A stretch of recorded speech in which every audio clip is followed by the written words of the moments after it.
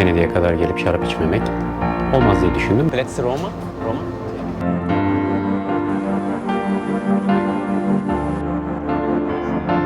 Ciao.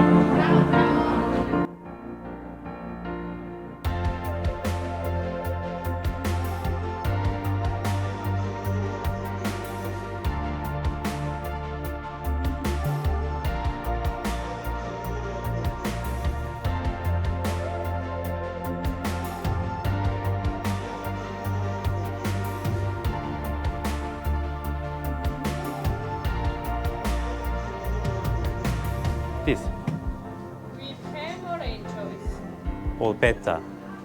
No. Polpetta is this one. Oh, okay. This. Ham or anchovies? Ham. Yes. Thank you. Ondan aldım yani. Adını yanında söylemişim bu arada. Kafe güzel. Neredeyiz? İtalya'dayız, Venedik'teyiz. Kahvemizi aldık. Burada oturuyoruz, kahvaltı yapacağım ve yola devam edeceğim.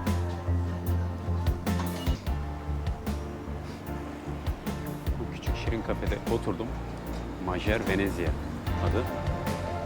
Ve hemen kanalın dibinde yoluma devam ediyorum. Yağmur var Venedik'te bugün. Hava soğuk diyemem ama serin. Yanımızı değiştirebilir. Çok rahat olamayız. Bu arada Milano'dan Venedik'e 4,5 saatlik bir otobüs yolculuğundan sonra geldim. Biletimi aylar önce flexibus.com'dan almıştım. Bunu da belirteyim. Yorucu bir yolculuk oldu. Aslında beni yoran 4,5 saatlik otobüs yolculuğu değil, Lampugnano Bus Station yani Lampugnano terminali. Bu otogar beni çok yordu orada beklemek çünkü şartlar çok kötüydü. Bir önceki çekimde zaten bundan bahsediyorum. Ama Venedik'e geldiğimde bütün yorgunluğumu unuttum diyebilirim.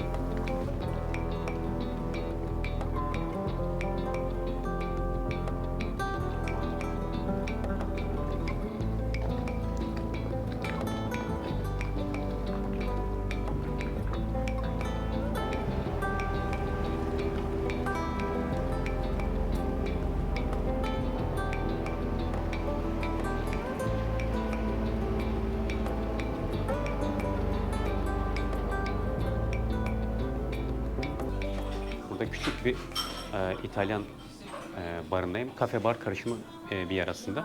Ama konsepti çok güzel. Bir Americano içtim. Küçük bir tatlı yedim. Ve yola devam edeceğim. Tam böyle hani çıktığınızda büyük kanalı görüyorsunuz. Burası büyük kanal. Zaten kanalın kenarında pek çok kafe var böyle bu şekilde. Bu da o kafelerden biri. Ciao. Gerçekten çok güzel. Sokaklardan birine girelim.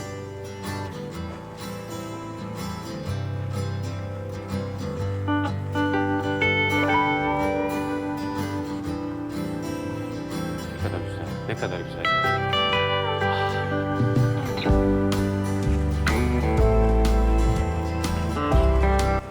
Peki Venedik neden sular altında kaldı? Çünkü 1960'lar 65'lere kadar buradan yeraltı suları çıkarılıyordu. Artezyen suları. İnsanlar su ihtiyacını gidermek için bunu yapıyordu. Ve çok yoğun düzeyde bu yapıldı. Bu nedenle böyle oldu ama 1965'te buna son verildi. Ama şu anda durum bu. Ve ilerleyen zamanlarda da daha fazla su altında kalacağı endişesi de var. Ama şu anda çok güzel bir görüntüye dönüşmüş durumda, bunu görüyoruz. İtalyan hükümeti ise Venedik'in sular altında kalmaması konusunda kararlı. Lagünlerin önüne setler kurulmuş ve böylece şehrin sular altında kalmaması için gereken adımlar atılmış.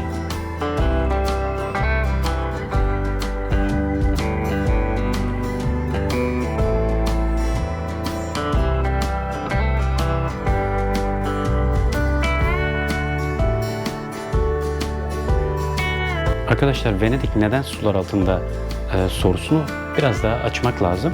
Bundan 600 yıl önce Venedikliler kendilerini karadan gelebilecek saldırılara karşı korumak amacıyla akarsuların yönünü değiştirmiş. Bu akarsuları arkadaşlar lagüne doğru yönlendirmişler ve böylece şehrin etrafı sularla kaplanmış. Dolayısıyla kendilerini saldırılara karşı korumuşlar.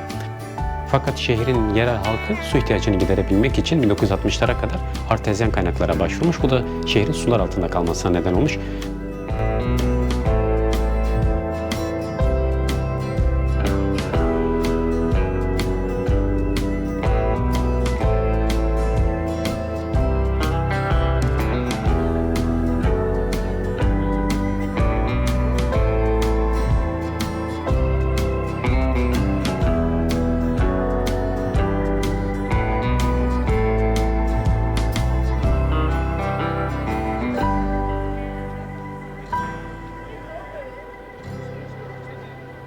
Ve Venedik'in sular altında kalmış bu sokaklarına dolaşabilmek, bu tarihi alanlara görebilmek, bu dokuyu hissedebilmek inanılmaz bir duygu.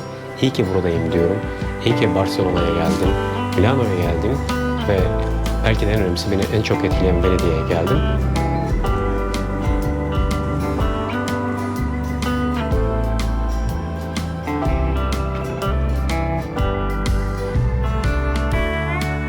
Ki Venedik demek sadece tarihi derinlik demek değil. Venedik aynı zamanda romantizmin başkentlerinden biri. Bu şehir mimarisiyle, deniziyle, Adriyatik deniziyle, dokusuyla, görsel manzaralarıyla insanı gerçekten etkiliyor. Yine söylüyorum, iyi ki buradayım ve tekrar gelmeyi çok istiyorum.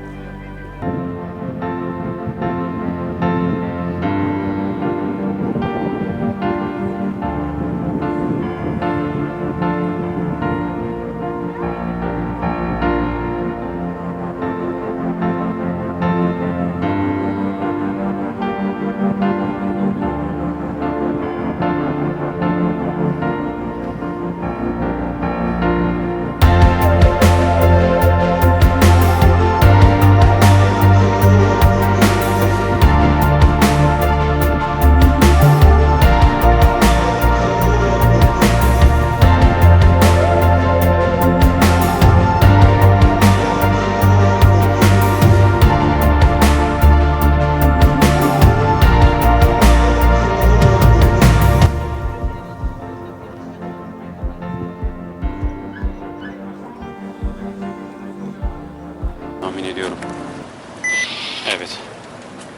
Kredi kartını okuttum ve karşıya geçtim. İçerideyiz. Kredi kartınızı okutabiliyorsunuz. Kredi kartınızı okuttuğunuzda aldığınız biletin, yani elinize bilet verilmiyor. Kredi kartını okutuyorsun ve bunun 75 dakika süresi var. Girişte hani bir görevli vesaire yok. Kredi kartıyla okuttum ben mesela. Tekrar dönüp girdiğinizde yine kredi kartınızı okutuyorsunuz. Tekrar çekmiyor. Bunu belirteyim. Hani kredi kartından çekim yapmıyor. Sisteme tanımlamış oluyor galiba o süre zarfı için. Dolayısıyla endişe etmeyin. Yani tekrar kredi kartından para çekmez. Sadece kredi kartı orada size yemeyebilmeniz için o şeyi açar. Oradaki adını unuttum, özür dilerim. Kapıyı açar yani. Ama kartınızdan para çekmez. Hatta ben kart hareketlerine de baktım. Çekiyor mu çekmiyor mu? Çekmiyor yani. Bilginiz olsun.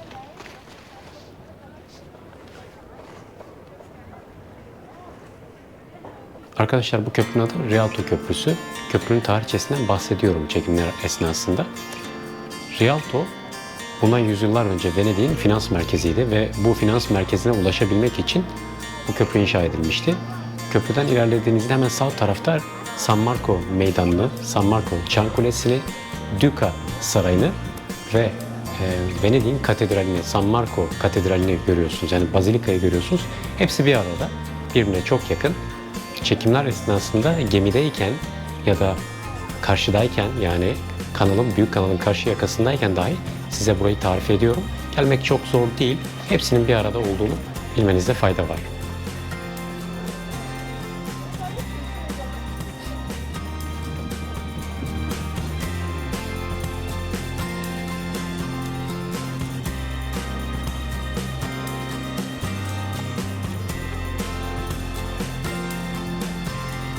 gondol ne kadar? Görüyorum. Kartlara vuruyorsun. Elbette Venedik'e geldiğinizde gondol turu yapmak gerekiyor. Ama dürüst olmak gerekirse ben bunu yapamadım. Çünkü gondolun turu, yani gondola binmek istediğinizde 100 euroyu gözden çıkarmanız lazım. 90 ile 110 euro arasında. Dolayısıyla yüksek bir ücret. Tabii yanınıza biri ya da birilerini bulabilirseniz bu fiyat düşebilir. Böyle bir şey yapılabiliyor. Bir tarafa. Ve buraya gelmek de zor değil zaten. Çekimlerde söylüyorum. Bakın şu küçük gemiler var arkadaşlar. Küçük gemiler iskelelere, sabit olan iskelelere yanaşıyor. Ve siz biniyorsunuz, geliyorsunuz. Kaldığınız otelden buraya gelebilirsiniz. Benim otelim karşı tarafta. Bu tarafta kaldı. Şu anda göremiyoruz tabii. Şöyle şu istikamette. Arkadaşlar bugün yani günümüzde Venedik turizmiyle daha çok öne çıkıyor. Özellikle sular altında kaldığı tarihten itibaren. Venedik aslında Orta Çağ'da, Osmanlı döneminde, 14. yüzyıl daha öncesi düşündüğümüzde özellikle Osmanlı döneminde bir deniz ticareti ülkesi. Deniz ticaretinde çok güçlü bir ülke. Hatta İtalyan şehir devletleri var. Bildiğinizi düşünüyorum. Venedik, Napoli, Ceneviz, bunlar en önemli şehir devletleriydi. Venedik bunların en güçlüsü diyebilirim. Genelde Osmanlı ile ilişkileri iyiydi. Hatta Osmanlı onlara gümrük vergisi anlamında avantaj da sağlıyordu. Fatih Sultan Mehmet döneminde ilk kez onlara bir elçilik verildi. İlişkiler iyi olduğu için onlara bir ayrıcalık tanındı ve bir elçi atandı Osmanlı'ya. Biz ona Balyos dedik. Dolayısıyla Osmanlı ile ilişkileri, yani bizle ilişkileri de Fatih Sultan Mehmet döneminden itibaren böyle bir resmiyet de kazanıyor. Bunu belirtelim. Venedik dediğimizde evet deniz ticareti önemli. Bugün turizmiyle öne çıkıyor ve dünyanın dört bir tarafından insan buraya geliyor. Çok farklı milletten insan görüyorum ben burada. Barcelona da aynı çeşitliliğe sahiptir. Dünyanın her yerinden insan vardı. Barcelona vize almak kolay olduğu için insanlar oraya geliyor. Ve tabii Schengen vizesini alan insanlar İspanya'ya gittiğinde örneğin buraya da ya da pek çok yere gelebiliyorlar benim yaptığım gibi. Ducales Sarayı'nın hemen yanında San Marco Çan Kulesi var. Kulenin tepesine bakın Gabriel, yani Cebrail meleğinin figürünün inşa edildiğini görüyoruz. 99 metre olması lazım, yani 100 metre civarında yüksekliğe sahip. 15. yüzyılın sonuyla 16. yüzyılın başlarında inşa çalışmalarının başladığını biliyoruz. 20. yüzyılın başında 1905'te arkadaşlar kulenin çöktüğü bilgisi var. Arkamızda müze, San Marco Müzesi ve böyle döndüğümüzde San Marco katedralini görüyoruz, bazilikasını görüyoruz. 11. yüzyılda inşa ediliyor ve Duca ya da Duke sarayıyla bağlantılı bu arada. Bunu da belirtelim. Bu Bizans mimarisinin bir tipik örneği.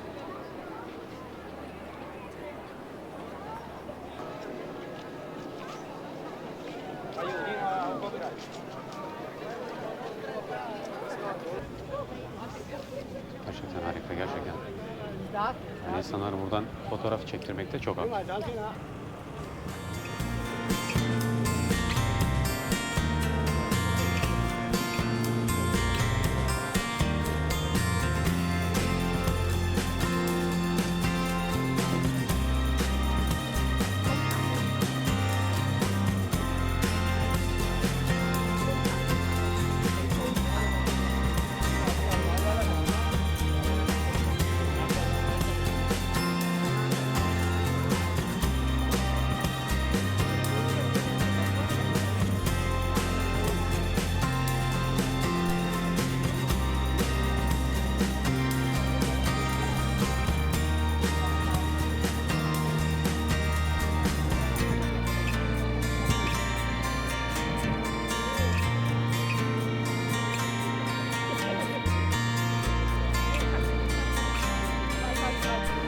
Karşıdan San Marco Çan Kulesi bakın görünüyor ve Duca Palas görülüyor. Ben oradan geldim, iniyorum.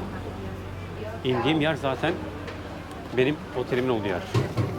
Generator Venice. Generator Venice. Otelimin olduğu yer, otelimin adı. Bakın B. B istasyonu, dikkat edin. bineceğiniz gemiye, yani geleceğiniz yere pardon. Eğer siz de benim gibi acıktıysanız otelimin yanında Generatör Venice bir bar var, ufak bar. Aslında 2-3 tane bar var. Ben daha önce birine geldim, çekimde var zaten. Şimdi başka birindeyim. Adına bakamadım. Çıkarken zaten çeker tekrar söylerim. Barda Monica, evet Barda Monica. Burada yazıyor. Şöyle göstereyim hatta. Şunu istedim. İçinde mozzarella var. Americano. Sıcak su hep içiyorum bu arada. Sadece sıcak su. Çünkü rahatlatıyor, ciddi anlamda rahatlatıyor. Çünkü çok yoruluyorum. Çok efor sarf ediyorum. İyi geliyor. Gayet güzel. Belki bundan sonra bir şarap içerim. Burası çünkü aynı zamanda sadece bir kafe değil. Bar dedim zaten. Evet biraz bir kafe gibi bir görüntüsü var. Aslında bar ama. Belirteyim zaten. İçki içilen bir mekan. Gayet güzel yani. Bugün son akşamım. Yarın sabah eğer enerjim olursa biraz daha erken kalkacağım ve çekim yapacağım, gezeceğim, dolaşacağım. Bakalım. Öyle yani. Yemek sonrası bir şarap içmek istedim ve burada mikrofonu açmayı unutmuştum. Neden bahsediyorum? Burada İtalya ve İspanya'nın şaraplarının iyi olduğundan bahsediyorum. Ki burada da içtiğim şarap çok üst düzey bir şarap değil, dürüst olmak lazım. Ama bu şarap dahi gerçekten çok iyiydi ki ben sadece şarap içiyorum. Hani bir içki içtiğimde çok güzel bir şarap. Dolayısıyla buraya gelip de şarap içmemek, Venedik'e kadar gelip şarap içmemek olmaz diye düşündüm. Gondol turunu yapamamıştım. O içimde kaldı, öyle sanıyorum. Ama en azından bunu tatmak istedim. İspanya'da da şarap içmiştim. Hani karşılaştırdığımda ikisinin de şarapları çok güzel. Dolayısıyla böyle romantik bir ortamda şarap içmeden olmaz diye düşündüm. Ben çekim yaparken onlar da gülüyorlardı. Ne konuştuklarını bilmiyorum. Ama güzel bir an oldu, güzel bir atmosfer ve yağmurda şarap içmek harika bir duygu. Ziya yazıyor. Onun yanında benim kaldığım otel var. Generatör Venice. Onun şunun için söylüyorum. Şöyle döndüğümüzde bakın. Çan Kulesi orada görüyorsunuz. Bugün size tanıttığım tüm mimari yapılar karşı tarafta. Karşı taraf belirteyim. Daha hareketli kanallar karşı tarafta. Bunu bilmekte fayda var. Yani otelin olduğu bu taraf daha sakin. Şu haritada Le Plazza Roma Bus Station yazıyor. Oraya gideceğiz. 5 nolu otobüse bineceğiz. Bu bilgiyi aldım. Ve böylece Marco Polo havaalanına ulaşacağız arkadaşlar. Bilginiz olsun. Bu bilgiyi de paylaşmış olayım. Benim uçağım saat 2'de. Ve saat şu anda 10. Plazza Roma. O. Doğru. Si dedi yani evet. Dolayısıyla doğru olana bindik. Şimdi gidiyoruz. Çok da küçük değil. Az önce öyle bir bilgi almıştım ama hani küçük olan gemiye bin diye. Ama buymuş. Yine daha gezmek isteyeceğim yerler vardı ama sabah saat 6.30-7'de dahi uyanıp gezebilirdim. Sizinle paylaşmak istediğim başka alanlar da vardı ama ne yazık ki mümkün olmadı. Hava şartları pek uygun değil bunun için. Size dolayısıyla artık yola düşmek zorundayız. Sizinle şu bilgiyi de paylaşmakta fayda var arkadaşlar. Buraya geldiğinizde hani benim kaldığım otel biraz daha karşıya kaldığı için esas alan bu taraf yani. Hani kanalların olduğu alan oradan biraz uzaktayız. Dolayısıyla benim kaldığım bu otel ya da hostelin olduğu yer değil aslında diğer tarafta kalmak daha mantıklı. Bunu şimdiden paylaşmış olayım bu bilgiyi. Büyük kanalın karşısına geçmedik. Hataya düşmeyelim. Plazza Roma. Aslında işte otobüs istasyonuna gidiyorum. Dolayısıyla burada indim.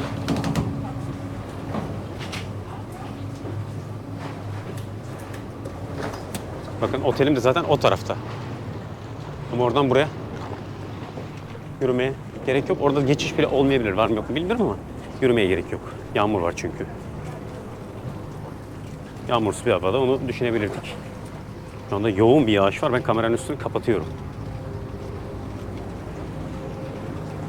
Arkadaşlar tekrar merhaba. Şimdi havaalanına doğru gidiyorum. Marco Polo havaalanı. Bindiğim araba Aerobus bu arada. Aerobuslara biniyorsunuz. Ve Marco Polo havaalanına doğrudan gidiyor. Durağın adı, tekrar söylüyorum, Plazza Roma durağına geliyorsunuz. Zaten otobüsler hep oradan kalkıyor, görüyorsunuz. Otobüsler, taksiler vesaire. Oradan havaalanı Marco Polo otobüsüne biniyorsunuz. Otobüsün ekranında da zaten yazıyor Marco Polo diye. Dolayısıyla hani kafa karışıklığına yol açacak bir şey yok, bunu belirteyim. seyahatimin sonu. Kendinize çok iyi bakın. Başka bir seyahatte, yolculukta görüşmek üzere. Arkadaşlar güvenlik kontrol noktasının birincisini geçtim ve buradan sonra duty free var. Yani vergisiz alışveriş. Oradan giriyoruz. Biraz hızlı geçiyorum. Zamanım daraldı çünkü.